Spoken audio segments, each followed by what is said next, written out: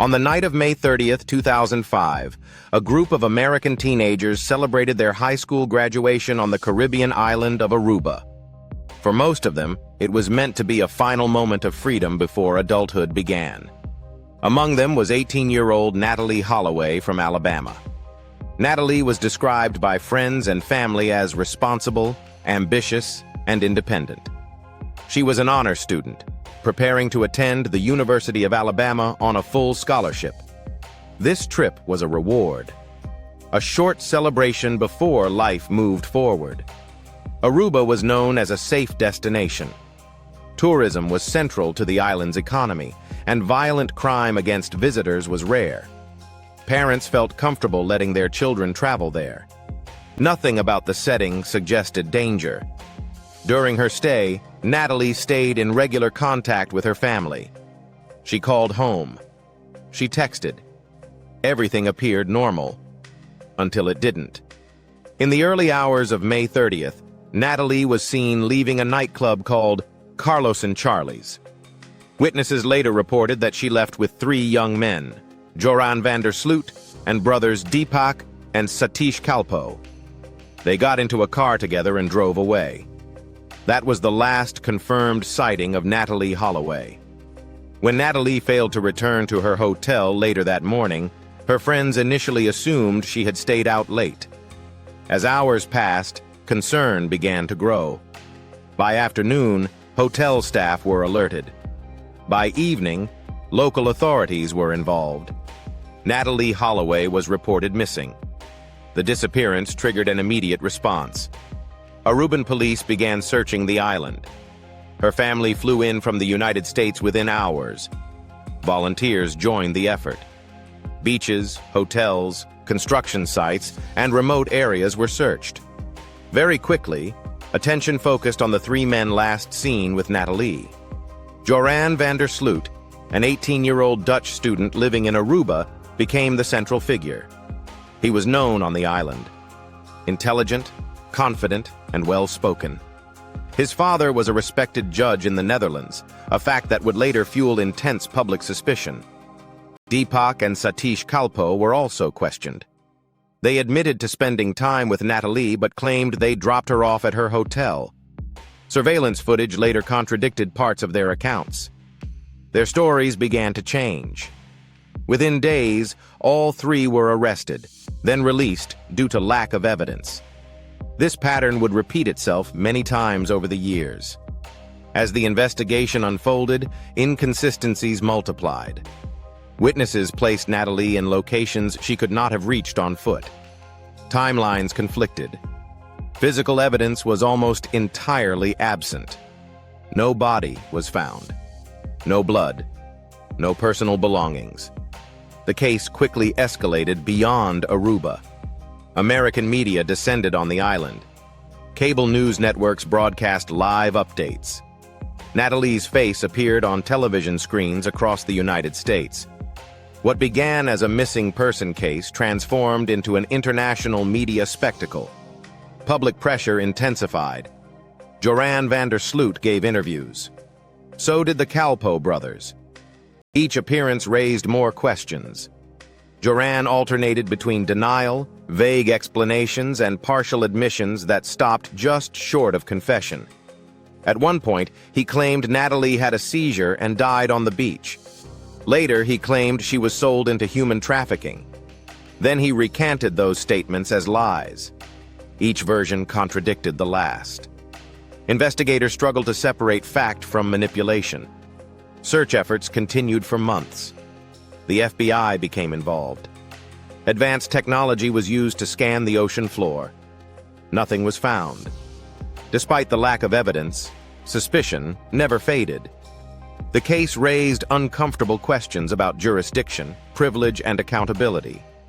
Why had no charges been filed? Why were suspects repeatedly released? Did influence and legal connections play a role? Aruban authorities denied any wrongdoing. They maintained that the case lacked the evidence required for prosecution. Natalee Holloway's family refused to accept that answer. Her mother, Beth Holloway, became the public face of the search. She appeared on television, held press conferences, and worked tirelessly to keep the case alive. For her, this was not a mystery to be debated. It was a daughter who had not come home. As years passed, hope slowly shifted into something else. Not closure, but endurance. As the search for Natalee Holloway intensified, the investigation began to fracture under pressure. Aruba was a small island suddenly under global scrutiny. Every decision made by local authorities was dissected in real time by international media. Mistakes, delays, and uncertainties were no longer internal matters. They became headlines. Joran van der Sloot remained at the center of the storm. In interviews, he presented himself as cooperative and misunderstood. He claimed he was being unfairly targeted simply because he was the last person seen with Natalee. Yet his behavior suggested something else. He changed his story repeatedly, sometimes within the same conversation. Each new version appeared tailored to explain away contradictions from the previous one. At one point, Joran claimed he and Natalee had gone to the beach, where she suddenly collapsed after experiencing a seizure. According to this version, he panicked and left her there, assuming she would recover. No evidence ever supported this claim. Medical experts questioned it immediately. No witnesses placed them on that beach. No physical traces were found. Later, Joran admitted that this story was false. Then came another claim. Joran suggested Natalee had been abducted and sold into human trafficking. This statement spread quickly through the media, reigniting fear and speculation.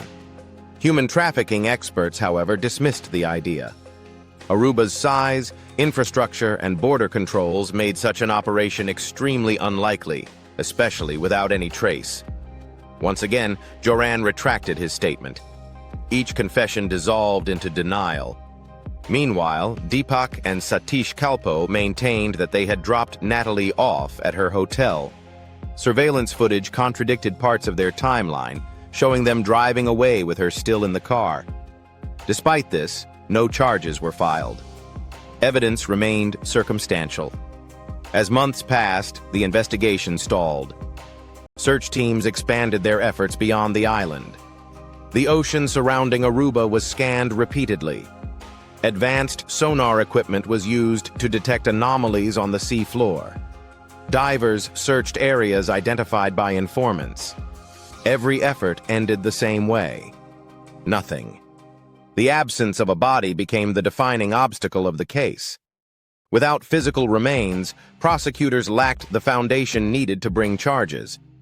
The legal threshold for homicide could not be met. For Natalee's family, this was unbearable. Beth Holloway refused to let the case fade. She organized independent searches. She hired private investigators. She pushed for continued media coverage, believing that attention was the only force strong enough to prevent the case from being quietly closed. Her determination kept the story alive, but it also deepened public division. Some criticized the media's focus on Aruba, arguing that it damaged the island's reputation and economy. Others questioned whether racial or national bias influenced which missing persons cases received attention. These debates added another layer of complexity to an already volatile situation. Then, in 2007, a new development reignited the case. An undercover operation was launched targeting Joran van der Sloot. He was secretly recorded by individuals posing as criminals, willing to help him dispose of evidence. In the recordings, Joran claimed that Natalee had died on the beach after an accident and that her body had been dumped into the ocean. The tapes were released publicly. For many, this sounded like a confession, but legally, it was not enough. Joran later claimed he had fabricated the story to extract money from the undercover operatives. He insisted that everything he said on tape was a lie. Prosecutors agreed that the recording, while disturbing, could not be used as evidence in court. Once again, the case collapsed back into uncertainty. Years passed. Natalee Holloway was declared legally dead in 2012, 7 years after her disappearance. The declaration brought some legal closure, but no emotional resolution. There was still no body. No confirmed cause of death. No accountability. Then, in 2010, Joran van der Sloot committed a crime that would permanently change how the world viewed him. In Peru, he murdered a young woman named Stephanie Flores in a hotel room. He was arrested, convicted, and sentenced to prison. During the investigation, he admitted to killing her. The parallels to Natalee's case were impossible to ignore. Public opinion hardened. For many, this conviction confirmed what they had long believed, that Joran van der Sloot was capable of violence, deception, and manipulation. But even this did not provide legal answers for Natalee Holloway. Despite his imprisonment, Joran continued to make statements about Natalee's fate. Some were vague, others were explicit. All were inconsistent. Each time, investigators followed up. Each time, nothing could be confirmed. The truth remained just out of reach.